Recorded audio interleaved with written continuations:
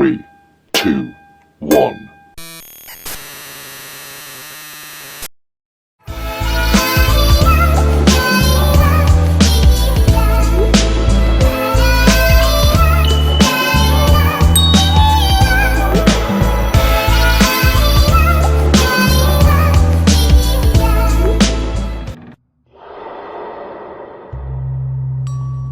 Assalamualaikum, jumpa lagi Sobat Lebur Channel.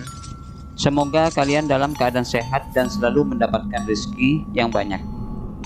Sobat Lebur, kali ini kami akan mereview kisah nyata misteri tentang wanita misterius di Alas Ketonggo, Ngawi, Jawa Timur. Sobat Lebur, Alas Ketonggo di kalangan paranormal bukanlah nama yang asing lagi. Hutan ini kerap dikunjungi untuk memantapkan ilmu. Meskipun bukan satu-satunya hutan yang paling angker, tapi jangan coba-coba meremehkan, menyepelekan, atau menganggap kecil jika tak ingin celaka. Hutan Ketonggo berada di Kelurahan Babadan, Kecamatan Paron, Kabupaten Ngawi, Jawa Timur. Sebagian masyarakat setempat dan sekitarnya cukup mengeramatkan kawasan hutan jati ini. Setidaknya setahun sekali pada tiap-tiap tanggal 1 Suro, para spiritualis melewatkan pergantian tahun dengan laku spiritual di beberapa tempat keramat yang berada di antara belantara pohon. Tempat-tempat keramat yang dimaksud antara lain Punden Srigati, Kali Tempuran, Tugu Emas, Sendang Derajat, Sendang Panguripan, Sitinggil, dan masih banyak titik keramat lainnya. Sebagai orang yang bersinggungan dengan dunia spiritual, suatu saat menjelang Jumat Kliwon, aku melewatkan malam yang menurut kepercayaan orang Jawa sangat baik untuk laku tirakatan itu di Ketonggo. Layaknya seorang peziarah hutan Ketonggo, maka aku merasa kurang afdol jika tidak terlebih dahulu menziarahi Punden Srigati. Seperti cerita yang pernah aku dengar, konon Punden itu merupakan petilasan Prabu Brawijaya Pamungkas sebelum menjalani proses moksa di Gunung Lawu. Selanjutnya aku melanjutkan perjalanan menuju Sitinggil. Di tengah perjalanan menuju Sitinggil itu, tiba-tiba aku mencium bau harum minyak serimpi. Bulu kuduku sempat meremang ketika pertama kali menciumnya.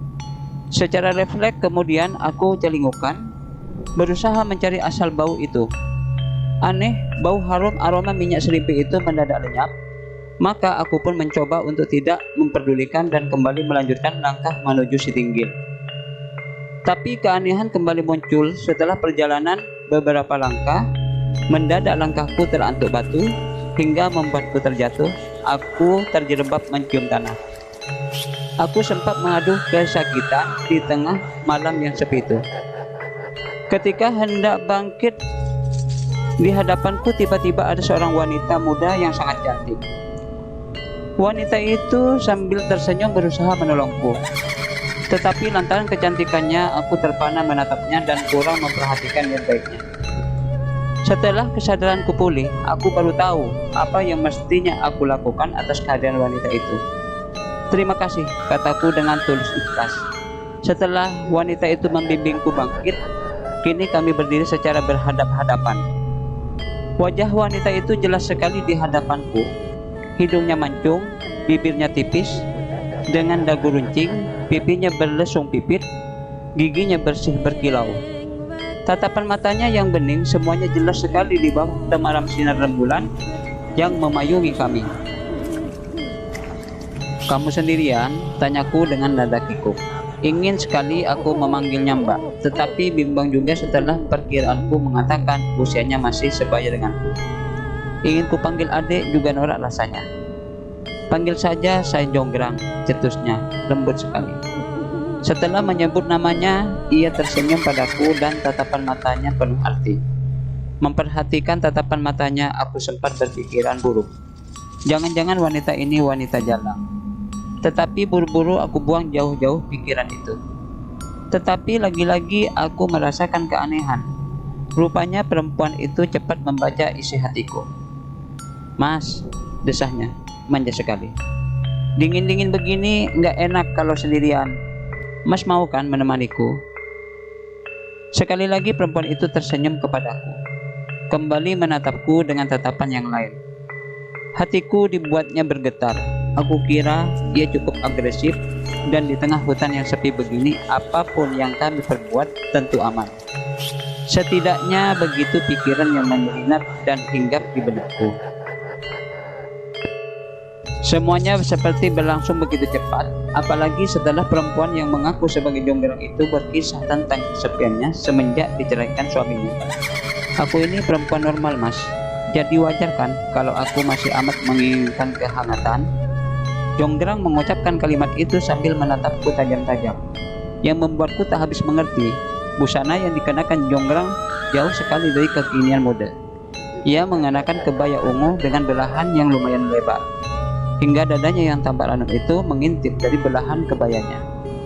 Atas ajakan yang tersirat itu, aku terpaksa menjelaskan bahwa kedatanganku ke hutan Ketonggo ini untuk melewatkan malam Jumat Kliwon dengan kesucian laku spiritual.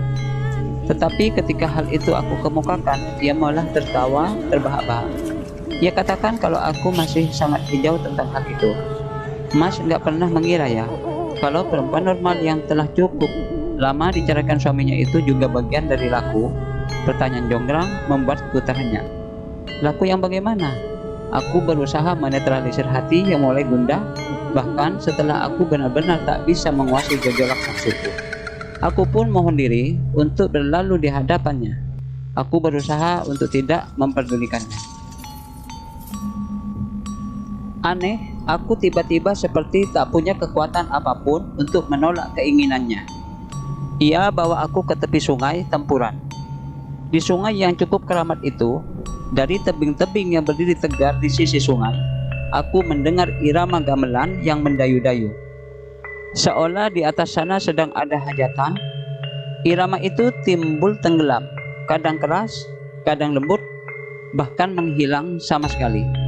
Lalu muncul dengan sangat kerasnya, timbul tenggelam. Selanjutnya, entah bagaimana awalnya, tiba-tiba aku dalam keadaan tanpa busana. Bahkan yang membuatku heran, aku sudah berada di tempat tidur yang berspraykan sutra jingga yang sangat indah. Aroma minyak serimpi yang sangat tajam menusuk hidung. Tetapi anehnya, aku sama sekali tidak merasa mual. Padahal sebelumnya, aku selalu ingin muntah jika mencium bau-bauan sekuat itu. Entah bagaimana awalnya, Jonggrang sudah merengkuhku rapat-rapat. Kali ini nafsuku menggebu. Aku pun membalas rengkuhan Jonggrang. Kami pun saling berpacu untuk saling mengalahkan. Permainan Jonggrang benar-benar liar, seakan dia akan melahapku.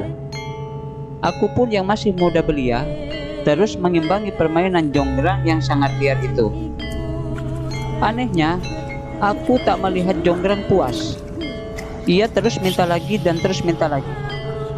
Ketika kejantananku sebagai seorang lelaki telah benar-benar terkuras, dengan kekuatan gaib yang dahsyat itu, aku dilemparkannya. Hanya dengan sekali lempar, tahu-tahu aku sudah berada di tepian sungai Tempuran. Dan kala itu, pagi masih teramat dini. Namun dari kejauhan aku mendengar suara kokok ayam. Aku menengadah ke langit. Perasaanku mengatakan kalau sebentar lagi pagi benar-benar menjelang. Kembali perasaan aneh menyergapku. Aku masih segar dalam ingatanku. Betapa aku baru saja bergumul dengan Jonggrang dalam keadaan telanjang. Tetapi bagaimana tiba-tiba aku sudah dalam keadaan berbusana tanpa aku merasa telah mengenakannya. Selain itu yang membuatku tak habis mengerti, bagaimana mungkin aku bercinta dengan seorang perempuan yang mengaku Jonggrang, sementara tak seorang pun perempuan yang aku dapati di tengah sungai Tempuran itu. Benarkah Jonggrang itu Roro Jonggrang yang pernah aku dengar dalam sebuah cerita legenda? Hingga kini masih membuat aku bertanya-tanya. Itulah Sobat Lebur, kisah misteri di alas Ketonggo. Wanita yang bernama Jonggrang yang kedatangannya begitu tiba-tiba menawarkan birahi yang memabukkan. Sobat Lebur, Jangan lupa terus dukung channel ini dengan cara di-subscribe, like, komen agar kalian selalu mendapatkan notifikasi terbaru dari kami. Wassalamualaikum, sampai jumpa.